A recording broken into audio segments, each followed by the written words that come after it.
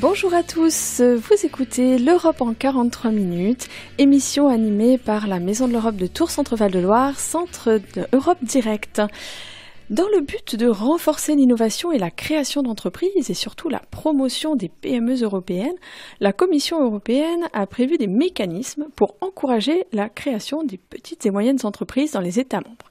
En effet, les partenariats et les financements européens représentent des opportunités pour ces entreprises. Et aujourd'hui, donc, nous avons choisi de vous parler de l'européanisation des entreprises œuvrant en région Centre-Val de Loire. Alors, pour mieux aborder ce sujet, qui n'est pas notre spécialité, nous avons invité Madame Nathalie Boulanger, responsable du pôle politique européenne à DevUp dans la région Centre-Val de Loire. Et celle-ci va répondre donc à différentes questions.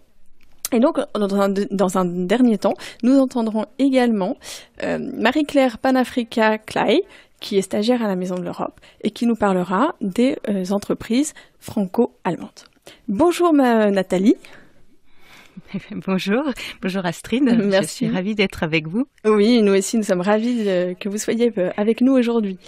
Alors, est-ce que dans un premier temps, vous pourriez présenter ce qu'est DevUp, s'il vous plaît ?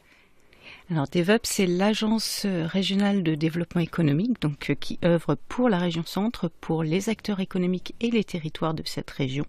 Et son objectif, c'est d'accompagner toute entreprise ou porteur de projets économiques sur un certain nombre de thématiques, l'innovation, l'implantation, les investissements, la création et la reprise, et la recherche de partenaires ainsi que l'export, et notamment via nos antennes départementales. Donc nous avons 6 antennes dans chacun des départements de la région. Fondamentalement, on fait de l'animation économique et on oriente les entreprises en fonction de leurs besoins, que ce soit en interne via nos propres domaines d'expertise, mais surtout auprès des différents acteurs de l'écosystème de soutien. Il y a 80 à peu près structures qui traitent de développement économique et d'innovation et plus de 400 conseillers entreprises qui œuvrent en région Centre-Val de Loire.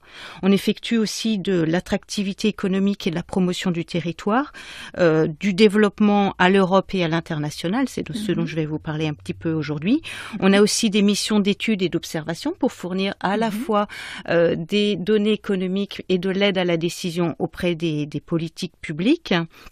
Et on organise bien entendu un certain nombre de rencontres, d'événements, de promotion des différentes mesures de soutien au développement économique et à l'innovation. Et quel est le type d'entreprise avec lesquelles vous travaillez ? Alors, de manière générale, ce qu'il faut savoir, c'est que DevUp accompagne plusieurs centaines d'entreprises par an dans leur développement économique. Si je reviens juste sur l'année 2020, on a accompagné plus de 330 entreprises, dont bien sûr les 3/4 dans le cadre de l'accompagnement à la crise de la Covid. Alors, les PME sont principalement ciblées par nos actions de soutien, mais on intervient aussi auprès des ETI et des grandes entreprises, notamment dans le cadre des plans de relance.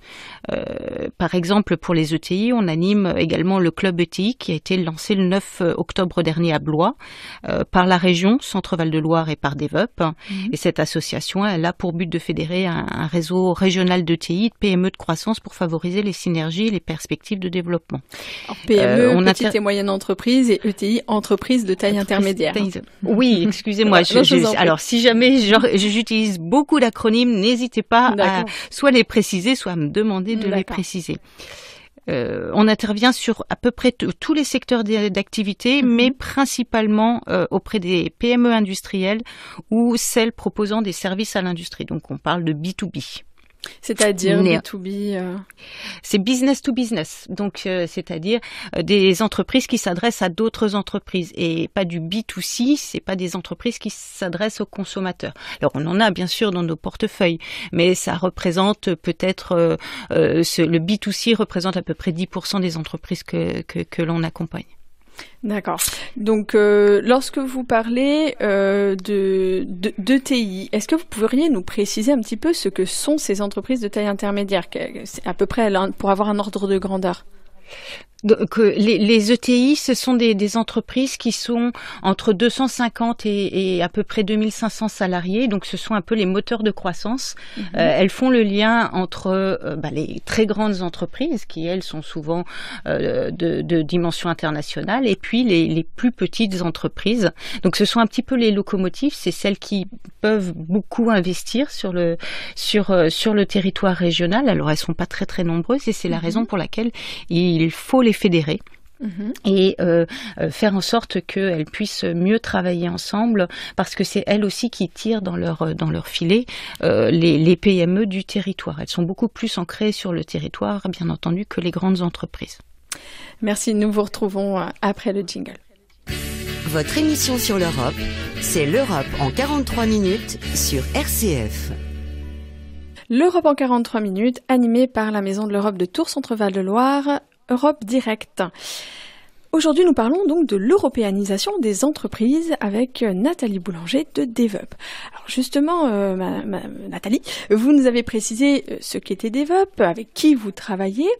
Maintenant, on va s'intéresser un petit peu plus au vif du sujet, et justement, pourriez-vous nous expliquer ce que veut dire plus précisément européanisation des entreprises ? Alors, il existe de nombreuses façons de conduire l'internationalisation d'une entreprise. Premièrement, pour une entreprise, cela peut passer par l'exportation de biens ou de services qu'elle fabrique ou qu'elle commercialise. Cette internationalisation, elle peut également passer par l'ouverture de son capital à des fonds d'investissement étrangers. Et ces investissements étrangers, il faut quand même savoir que ça contribue au dynamisme et au développement de l'emploi dans la région. Par exemple, une récente étude que l'on a menée révèle que en 2019, il y avait plus de 1400 projets, et que les entreprises à capitaux étrangers représentent quand même plus de 56 000 salariés en région Centre-Val de Loire. En effet, ce n'est pas rien. C'est pas rien. Mais néanmoins, c'est pas le sujet que je veux traiter aujourd'hui. La troisième façon de s'ouvrir sur l'international, et en particulier sur l'Europe, pour une entreprise, c'est l'accès aux partenariats européens, qu'ils soient commercial, technique ou de recherche et développement. En région centre, nous restons une petite région, notamment suite à la réforme territoriale, avec un tissu industriel diversifié, qui a beaucoup d'atouts, mais dont tous les maillons de chaîne de la valeur dans nos secteurs industriels ne sont pas forcément présents sur le territoire. Donc nos entreprises, elles ont donc besoin de tisser des partenariats avec d'autres entreprises ou d'autres centres de recherche ou d'autres centres de compétences pour accéder ou pour accélérer leur développement économique. Donc, par exemple, quels sont ces secteurs justement qui ne sont pas forcément représentés en région Centre-Val de Loire ? Alors, les secteurs, en fait, la région Centre-Val de Loire a la chance d'avoir énormément de secteurs d'activité. Elle est extrêmement diversifiée. Mais même sur les secteurs où elle a un leadership international, ça peut être par exemple sur la cosmétique, sur la pharmacie, la fabrication de polymères, elle n'a pas forcément suffisamment d'acteurs sur certains maillons de chaîne de valeur. Et donc, c'est à ce moment-là que c'est intéressant d'aller rechercher d'autres acteurs ailleurs, et notamment en Europe, pour pouvoir faire des collaborations, que ce soit, comme je l'ai dit tout à l'heure, des collaborations commerciales, c'est-à-dire soit chercher des distributeurs, soit chercher des clients, ça peut être des collaborations techniques, ou plus en amont, des collaborations de recherche et développement. Et donc, quelles sont les implications que cette européanisation peut entraîner au niveau de nos entreprises territoriales sur notre région ? Alors, l'objectif pour une entreprise, quand elle cherche des partenaires, c'est avant tout de développer ses capacités d'innovation en bénéficiant du savoir-faire d'autres experts ou du savoir d'autres experts. L'autre objectif, c'est de limiter les risques financiers, puisque chaque partenaire prend à sa charge une partie de la mise en œuvre du projet avec un cofinancement des pouvoirs publics. Donc il y a un partage de risques avec d'autres partenaires, et souvent, quand il s'agit notamment de projets européens, eh bien il y a un cofinancement des pouvoirs publics qui accélère encore cet effet de levier. Ça permet aussi de limiter les risques techniques, puisque chaque partenaire maîtrise normalement la partie de projet qui lui est confiée dans le projet. Donc normalement, quand on cherche des partenaires, c'est parce qu'on n'a pas forcément les compétences en interne, donc on s'appuie sur des experts, et souvent les meilleurs experts. L'autre intérêt, c'est de partager les résultats du projet. Il faut qu'effectivement, il y a un grand gâteau, chacun apporte ses compétences dans le gâteau, et puis ensuite, on partage les résultats. Autre objectif, c'est de se différencier de la concurrence en ayant accès à un marché innovant, capitalisant sur l'image positive des partenariats européens. Il y a une sorte de label européen, et puis bien sûr, on élargit son réseau. Et enfin et surtout, ça permet de renforcer sa stratégie ou sa position à l'international. Néanmoins, il faut quand même que l'entreprise qui se lance dans ce type de collaboration ou de partenariat européen, elle vérifie que ce type de collaboration corresponde à sa stratégie de développement à moyen terme.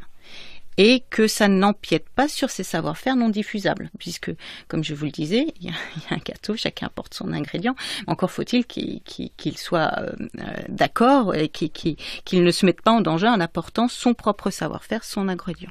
C'est-à-dire qu'il ne dévoile pas finalement les secrets d'entreprise. Absolument. Ou en tout cas, ceux qui ne sont pas stratégiques pour son entreprise. Oui. Donc on garde aussi un petit peu sa part de secret, même si on va partager un certain nombre de choses.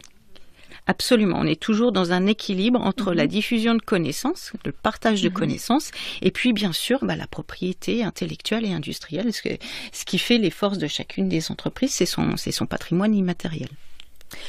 Et donc, au niveau de la région Centre-Val de Loire, cette dynamique, vous aidez à la lancer, mais est-ce qu'elle est justement, est-ce qu'il y a cette dynamique qui est importante ? Elle existe, ouais. Elle est importante. Alors nous, acteurs du soutien à l'innovation, on aimerait toujours que ça soit plus. C'est certain. Néanmoins, cette dynamique, elle existe. On a des PME qui sont très très dynamiques sur le sujet. Notre objectif, c'est d'augmenter cette masse de PME, cette masse de TI qui s'internationalisent parce que ce sont ce que j'expliquais tout à l'heure, ce sont les moteurs de l'économie. Et donc et après il y a une sorte de ruissellement qui se fait, et quand une entreprise collabore avec des partenaires européens, non seulement elle se crée un réseau, mais elle ouvre aussi son propre réseau de sous-traitants, de prestataires, de collaboration en local au niveau européen. Donc il y a cette espèce d'ascension économique que permettent les programmes européens.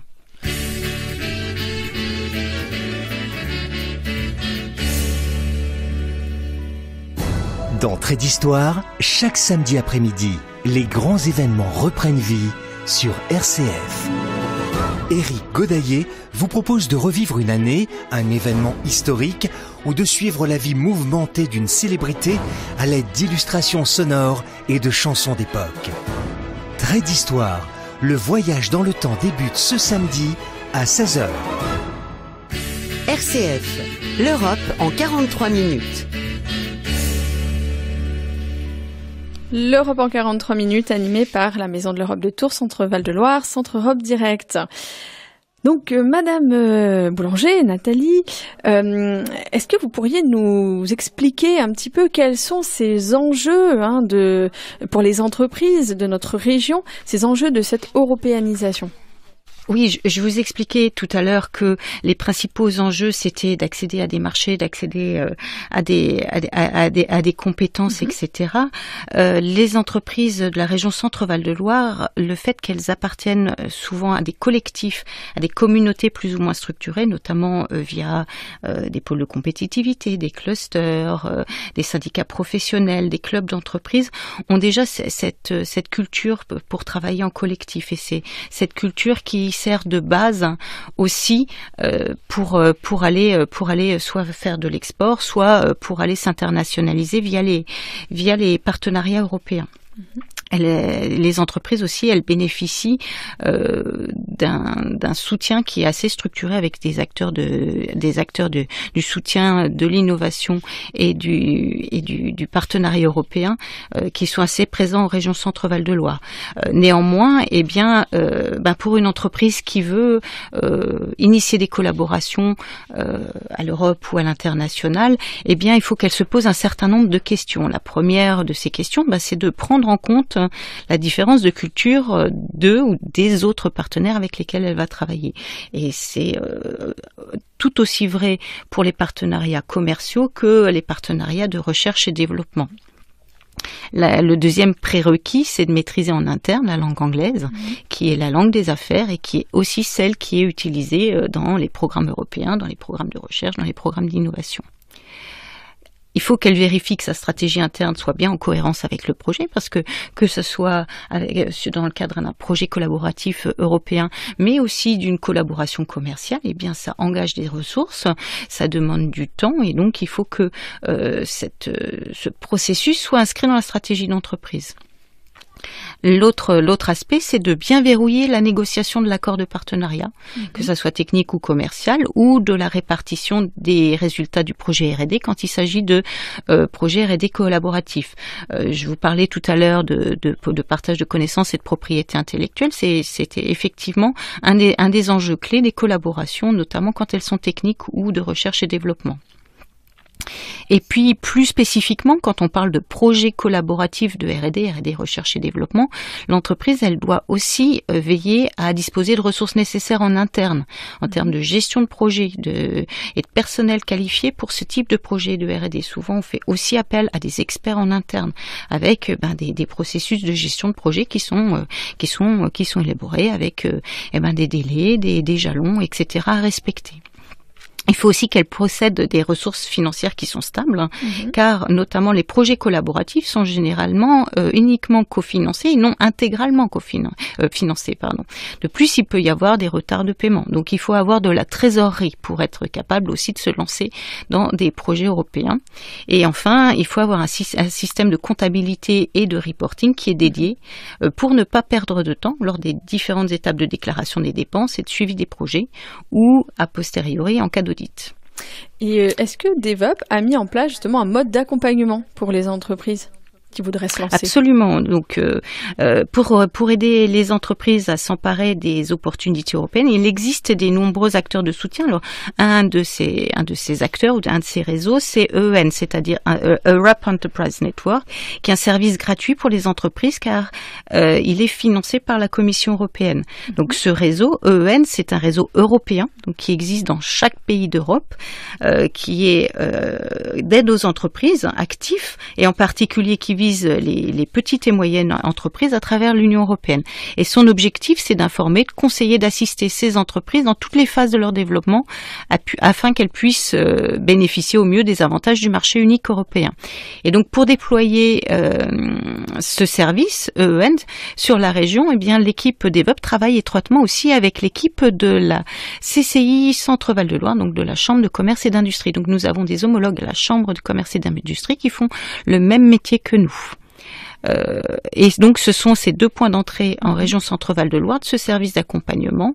Mais ce qu'il faut savoir, c'est que le service EEN, il rassemble 3000 correspondants à travers le monde, qui sont basés au sein de 600 organisations et qui sont répartis dans plus de 60 pays. Donc, effectivement, on a les 27 pays européens, mais également un certain nombre d'autres pays à l'international et pratiquement tous les grands pays d'exportation internationaux.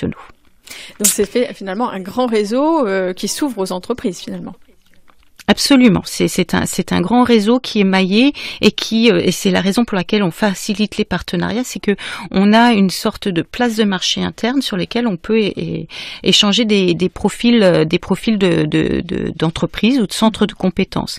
Et ces profils, ils sont utilisés soit pour conclure des accords commerciaux ou technologiques, donc ça permet de cibler des marchés porteurs en Europe, de consulter des offres en cours, de publier des offres de produits ou de services pour identifier des contacts avec des partenaires potentiels, que ce soit des distributeurs, des agents, des clients, des fournisseurs, des sous-traitants, on recherche des licences. Ça peut être utilisé aussi, ces profils, pour transférer une technologie, par cession de licence, par exemple. La dernière utilisation de ces profils, c'est aussi pour rechercher des partenariats européens de recherche et développement. Donc, en gros, ça permet de mettre en relation avec les acteurs clés de la R&D au niveau régional, national et européen, mais aussi avec les points de contact nationaux qui sont en fait l'appui à l'intégration des consortia et qui sont aussi les points de relais vers les programmes européens, mais à un niveau niveau national. Merci, nous vous retrouvons après la virgule. Votre émission sur l'Europe, c'est l'Europe en 43 minutes sur RCF. L'Europe en 43 minutes, animée par la Maison de l'Europe de Tours Centre-Val de Loire, Europe Direct.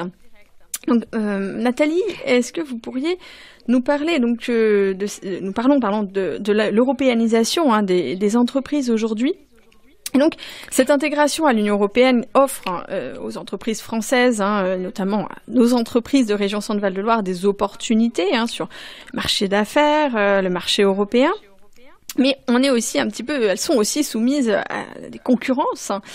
Est-ce que vous constatez des conséquences de cette intégration sur la vie des entreprises, notamment ? Alors peut-être, est-ce que juste avant de répondre à votre question, oui. je vais peut-être juste terminer sur les services EN parce que je ne vais pas terminer. Pardon. Donc les services EN, donc, au-delà de cette base de données, cette énorme place de marché qui permet d'échanger sur des profils de compétences des entreprises et des centres de compétences, on participe à des événements, des rencontres d'affaires, des visites d'entreprises dans lesquelles on implique les entreprises régionales afin qu'elles puissent rencontrer leurs homologues européennes sur ces événements et en vue de tisser des partenariats internationaux. On soutient aussi les PME dans leur développement européen en les accompagnant dans leur processus d'innovation ou dans l'accès au financement européen de la recherche et développement. Donc on identifie les bons programmes de financement, on trouve les partenaires et on les aide à monter le consortium. Et enfin, le service EN propose aussi du conseil sur la législation européenne. Alors cet aspect-là est beaucoup plus traité en région Centre-Val de Loire par la Chambre de commerce et d'industrie.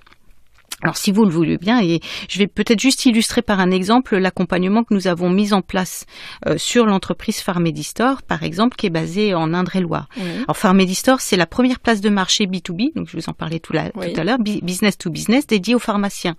Et en plus des produits classiquement référencés, la différenciation de l'entreprise, c'est de proposer des produits exclusifs, efficaces et innovants, qui sont inconnus ou difficiles à acquérir sur le marché français, et notamment à faible volume. Et donc, du coup, vous les accompagnez. Alors voilà, le PDG a donc demandé l'appui de l'équipe EN pour lever des fonds propres afin de soutenir sa croissance et la croissance de l'entreprise et ses projets d'acquisition externe. Donc l'entreprise a accompagné DevUp a accompagné l'entreprise sur 2 volets.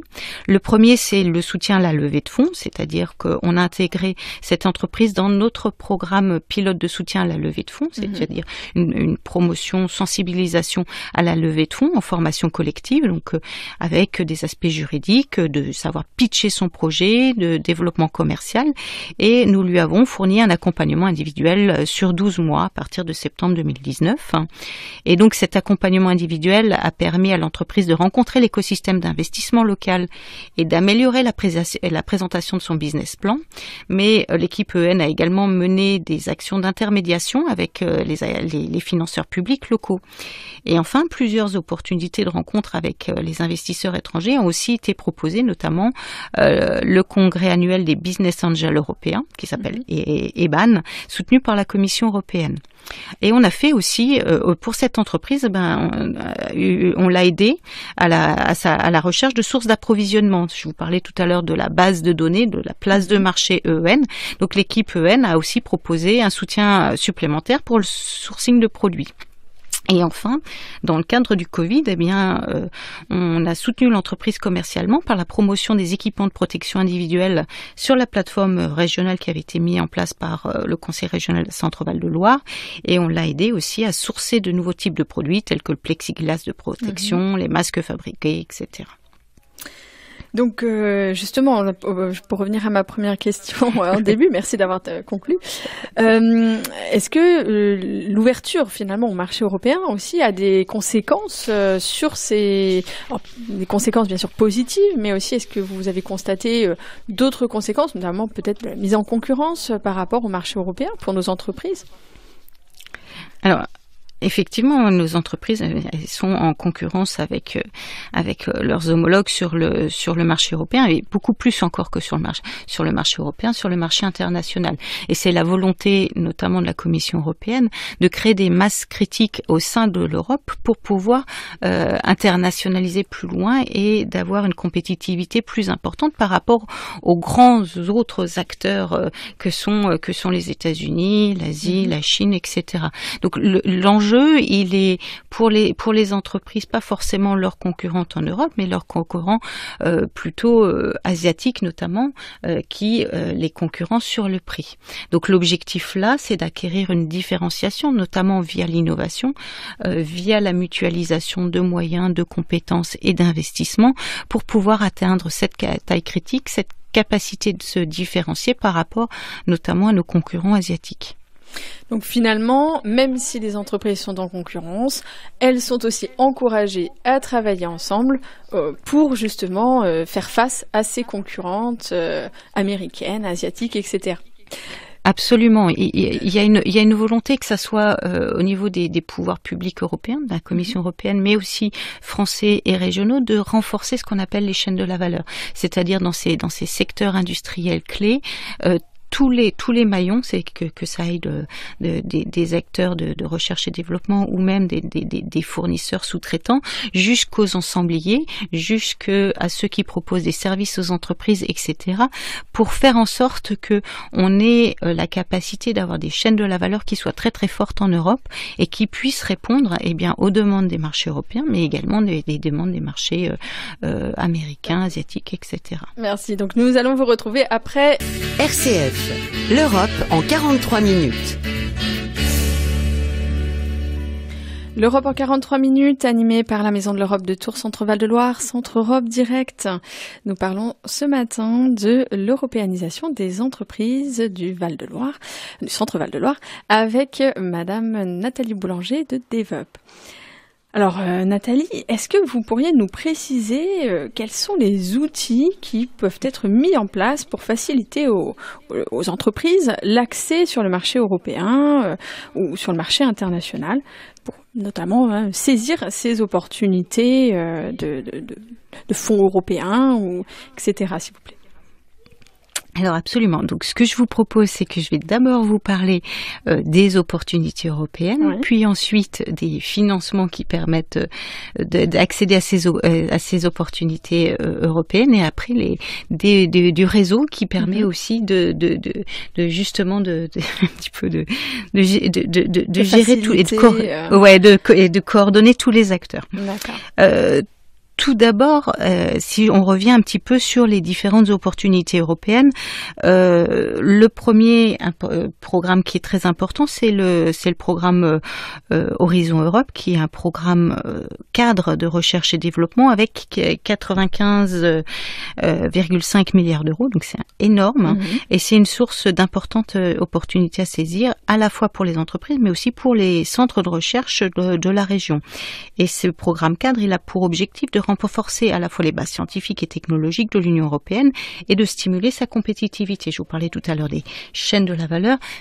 L'objectif de ce programme cadre, c'est d'arriver en amont et via la recherche et développement, via l'innovation, de stimuler ces chaînes de la valeur. Donc le programme Horizon Europe, il se décline en 3 piliers: l'excellence scientifique, donc plutôt pour les centres de recherche, les problématiques mondiales et la compétitivité industrielle européenne. Donc là, c'est plutôt les projets coopératifs, collaboratifs entre les entreprises et les centres de recherche. Et puis le 3e pilier, l'Europe innovante, qui est plutôt accessible et orienté vers les PME de croissance, les PME innovantes et tous les écosystèmes d'innovation.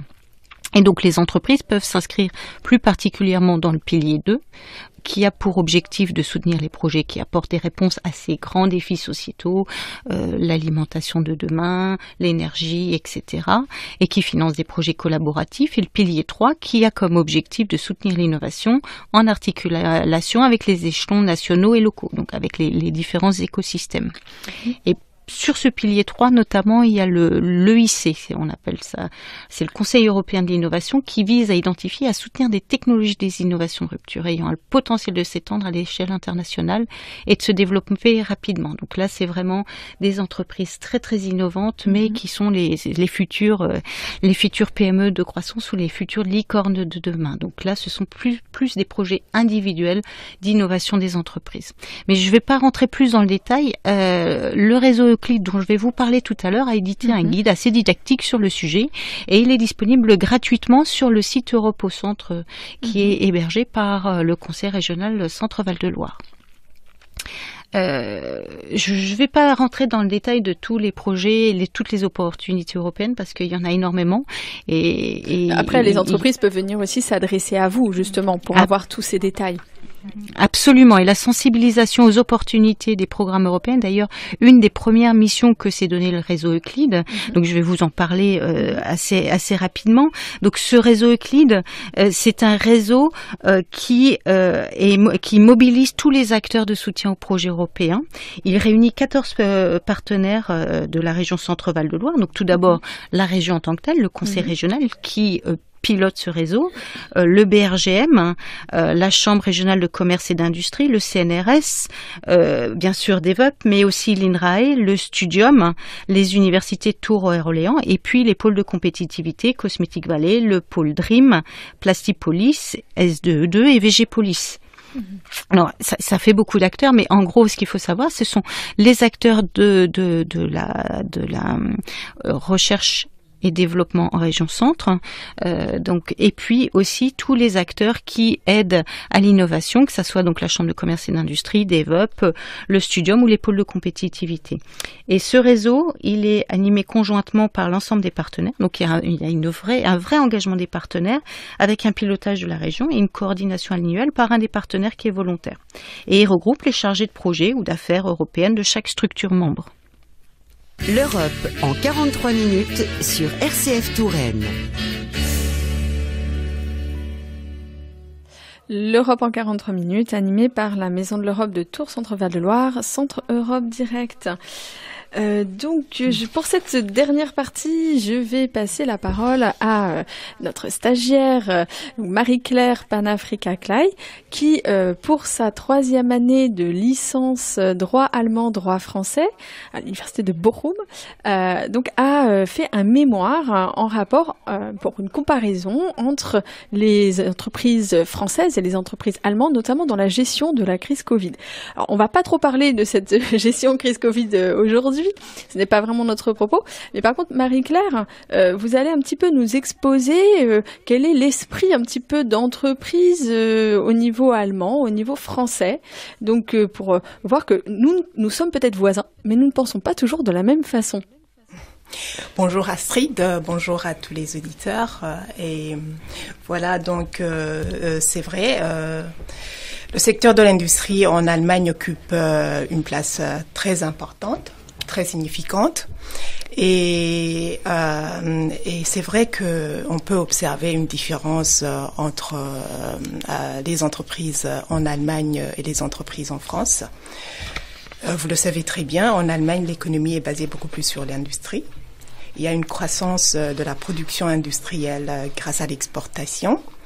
Et nous voyons que les performances à l'export sont dues à la vente des biens innovants et intensifs, surtout dans le domaine de la recherche et dans le domaine de la recherche et le développement.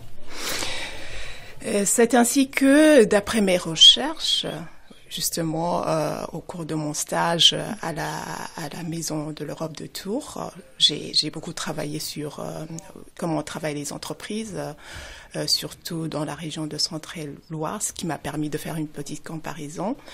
On voit que la compétitivité, si je me permets de parler de la compétitivité, parce que je me suis posé la question, la compétitivité des entreprises en Allemagne repose surtout sur la politique salariale. En Allemagne, il y a une politique salariale qui a refusé d'épuiser les marges de redistribution.